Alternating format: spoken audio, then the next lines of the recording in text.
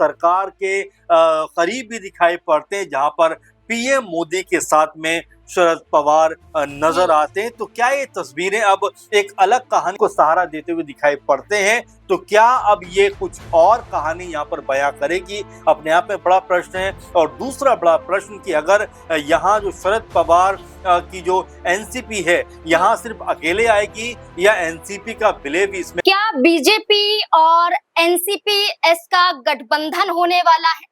क्या शरद पवार अब इंडिया गठबंधन के साथ नहीं बल्कि एनडीए के साथ आने वाले हैं? क्या महाराष्ट्र में जो हर बार दल बदल का खेल देखा जाता है, क्या अब शरद पवार इसके लिए फैसला लेने के लिए तैयार हो जाएंगे? ये सवाल क्यों उठ रहा है? इसके पीछे एक मुलाकात नहीं बल्कि कई ऐसे बड़े चेहरे हैं जो लगातार एक दूसरे से मुलाकात ही नहीं कर रहे हैं बल्कि घंटों बैठक भी हो रही। पहले शरद पवार एकनाथ शिंदे के काबिन में विधायकों के साथ बैठक करते हैं, एकनाथ शिंदे से मिलते हैं और इसके बाद जयंत पाटिल और मुख्यमंत्री देवेंद्र फडणवीस की मुलाकात होती है। और आज की तस्वीरें कि प्रधानमंत्री नरेंद्र मोदी से मुलाकात शरद पवार और सुप्रिया सुले करती है। ये मुलाकात नहीं है, तस्वीरों से अंदाजा लगाया जा सकता है कि कितना प्रेम प्रधानमंत्री नरेंद्र मोदी के जरिए दिखाया जा रहा है। कुछ वक्त पहले एक तस्वीर थी जब खुद प्रधानमंत्री शरद पवार को पानी ऑफर करते हुए मंच से नजर आ रहे थे। आज की तस्वीरें हैं कि शरद पवार का हाथ पकड़कर अपने कैबिन में लेते हुए दिखाई दे रहे हैं।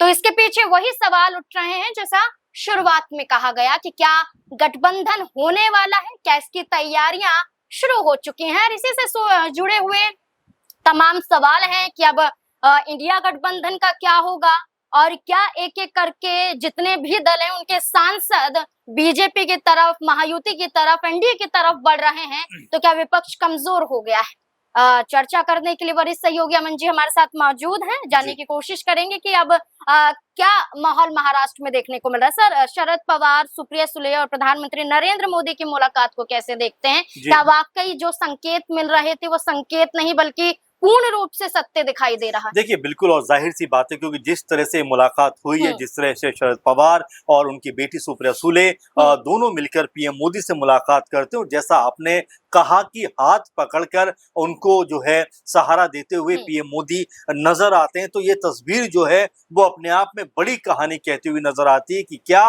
अब लगभग ये माना जाए कि शरद पवार की जो एनसीपी है वो एनडीए में शामिल होने को तैयार है। क्योंकि ये भी कहा जा रहा था कि एक दिन पहले आपने भी तस्वीरें देखी होंगी जहां जंतर मंतर पर सुप्रिया सुले और शरद पवार जो छात्रों का प्रोटेस्ट है उनको समर्थन देते हुए दिखाई पड़े, और अब ये तस्वीर निकलकर सामने आती है जिसमें पीएम मोदी के साथ में ये मुलाकात हो रही है, और दोनों की जो अपनी अपनी कहानी है वो अलग दिखाई पड़ती है। क्योंकि जंतर मंतर पर जो छात्र हैं, जो प्रोटेस्ट कर रहे हैं, जो आंदोलन कर रहे हैं, उनकी एक ही मांग है कि सबसे पहले तो जो शिक्षा मंत्री हैं धर्मेंद्र प्रधान, उनका इस्तीफा होना चाहिए। इस तरह की बात तो वो कर रहे हैं। वहीं दूसरी तस्वीर में नजर आता है कि एक तरफ तो जो शरद पवार, सुप्रिया सुले हैं, इन छात्रों का समर्थन करते हैं, और दूसरी तरफ जो सरकार के करीब भी दिखाई पड़ते हैं, जहां पर पीएम मोदी के साथ में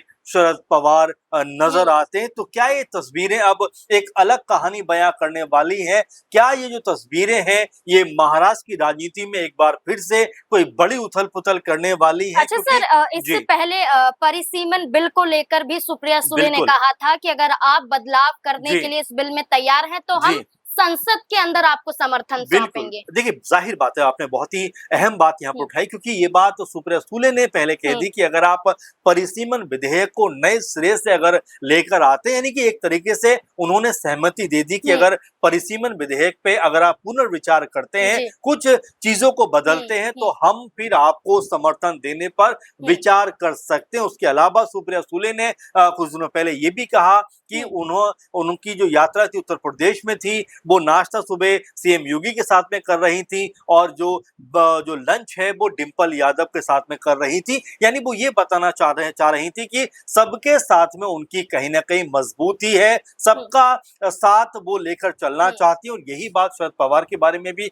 लगातार कही जाती रही कि उन्होंने भी कभी किसी राजनीतिक दल के साथ में अपने ताल्लुकात, अपने संबंध जो है वो खराब नहीं किए। अब जबकि तस्वीर निकल के सामने आती है जहां पर पीएम मोदी उनको सहारा देते हुए दिखाई पड़ते हैं, तो क्या अब ये कुछ और कहानी यहाँ पर बयां करेगी, अपने आप में बड़ा प्रश्न है। और दूसरा बड़ा प्रश्न कि अगर यहाँ जो शरद पवार की जो एनसीपी है यहाँ सिर्फ अकेले आएगी या एनसीपी का विलय भी इसमें होता हुआ दिखाई पड़ेगा, क्योंकि इसको लेकर भी काफी चर्चाएं होती हुई दिखाई पड़ी। यहाँ तक कि शरद पवार जो है वो एकनाथ शिंदे के जो केबिन में, ऑफिस में बैठकर मीटिंग करते हुए दिखाई पड़े थे। जयंत पाटिल जो है वो जो सीएम है देवेंद्र फडणवीस उनसे मुलाकात करते हुए नजर आए थे। तो ऐसे में महाराष्ट्र की तरफ से देखा जाए तो अलग अलग कहानियां निकलकर सामने आती हैं, लेकिन जब से तस्वीर सामने आई है उसके बाद से सोशल मीडिया पर एक ही बात चलती हुई दिखाई पड़ रही है कि क्या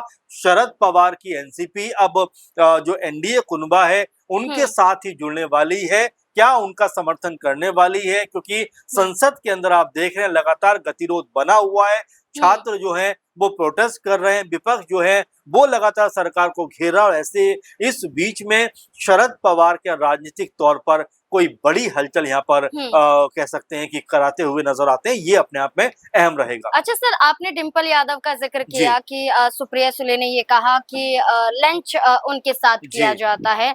इससे पहले 21 जुलाई को मल्लिकार्जुन खड़गे जो है उनका जन्मदिन था। इस मौके पर एक वीडियो सामने आती है जिसमें सुप्रिया सुले उनके पैर छूते हुए दिखाई देती है। एक तरफ कांग्रेस पार्टी के प्रति इतना सम्मान, एक बुजुर्ग के प्रति इतना सम्मान, तो दूसरी तरफ ये अटकलें कि वो अब विपक्ष का साथ नहीं दे सकती हैं। तीसरी तस्वीर जब वो जंतर मंतर पर पहुंच जाती हैं तो ये खुद ही गुमराह करने की कोशिश नहीं की जा रही। पहली बात तो ये है जिस तरह से आपने कहा कि जाहिर बात है कि जो मैंने आपको कहा भी कि शरद पवार एक ऐसे नेता रहे जिनके सबसे ताल्लुकात बेहतर हैं। और वही बात सुप्रिया सुले ने भी कही कि देखिए अगर मैं सीएम योगी से मुलाकात करती हूँ तो इसका मतलब ये नहीं कि मैं समाजवादी पार्टी को छोड़ दूंगी, क्योंकि यहाँ तक वो कहती हैं कि उनसे तो उनके घर जैसे रिश्ते हैं, तो वो बैलेंस करके चलना चाहते हैं। और जहां तक पैर छूने की बात है तो अभी जो रक्षा मंत्री हैं राजनाथ सिंह, उनके भी वो पैर छूते हुए दिखाई पड़ी। तो क्या ये राजनीतिक समीकरण है, क्या राजनीति करना चाहते हैं? क्योंकि